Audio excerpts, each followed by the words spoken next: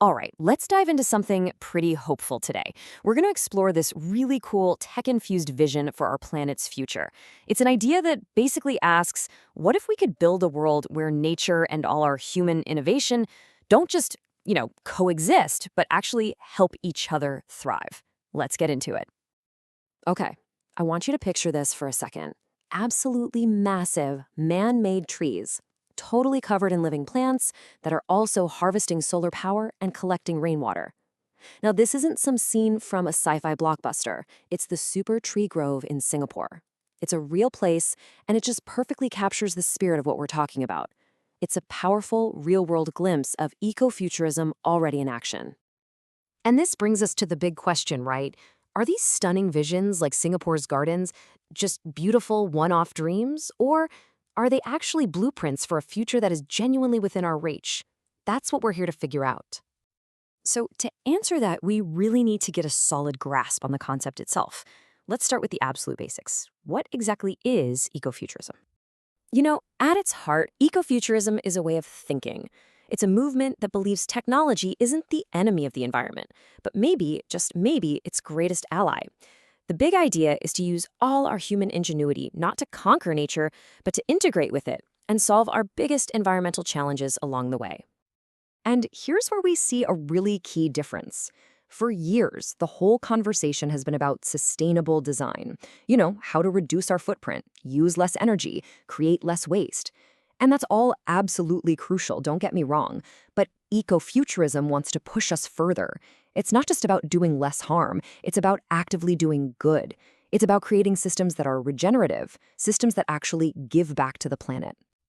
Now, a vision this ambitious has to be built on something solid, right? And it is. It's built on 4 core principles. You can think of these as the blueprint for building that greener tomorrow. So it all starts with sustainability, that classic, vital idea of meeting our own needs without messing things up for future generations.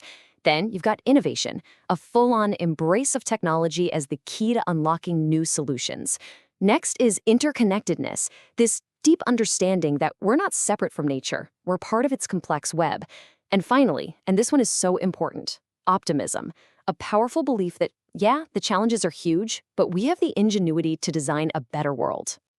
Okay, so this all sounds great in theory, but where is it actually happening? Let's take a look at how these ideas are growing from local projects into what feels like a real global movement. And it's not just happening in the places you might first think of. Take Pakistan, for example. We're seeing huge commitments there, from the billion-tree tsunami reforestation project to building zero-carbon buildings. They're also developing massive renewable energy sources, like the Quaid-e-Azam Solar Park. It's a fantastic example of how these principles can be put into action on a huge national scale. And when you zoom out to the global stage, you start seeing this momentum just about everywhere. It's in the EV revolution for sure. It's in networks like the C40 cities, where major cities all over the world are teaming up to fight climate change. You see it in the vertical farms sprouting up in our cities, and believe it or not, even in our clothes, with designers using wild new materials to create sustainable fashion. But, and there's always a but with any big vision, the path forward isn't exactly a straight line. It's complicated. For every incredible technological promise, there's a potential risk we have to navigate really, really carefully. Whoa, okay, that is a lot to unpack on one slide. So let's not get bogged down. Let's just focus on 2 really different examples to get the idea. On one hand, you have something like renewable energy. The goal is super clear. Decarbonize everything. But the challenges of land use and making sure everyone has access are very real.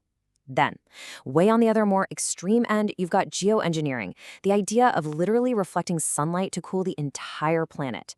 The potential reward is massive, but the ethical questions, who gets to control the Earth's thermostat? It really shows you the tightrope we have to walk here. So when you're faced with these huge, complex challenges, it's so easy to feel powerless. Like, what can one person really do? But ecofuturism isn't just for scientists and city planners. It's a vision we can all be a part of. So the question is, how can you get started on your own journey? Well, here are 5 simple, totally actionable tips. It can start with just embracing nature in your own home or apartment.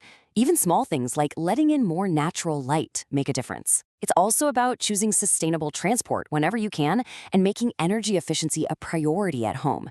And of course, that classic mantra, reduce, reuse, recycle, is still as fundamental as ever. And last but not least, just stay curious. Keep learning about all the incredible new ideas and tech that are popping up every day. Ultimately, what ecofuturism gives us is an optimistic, proactive way to look at our future.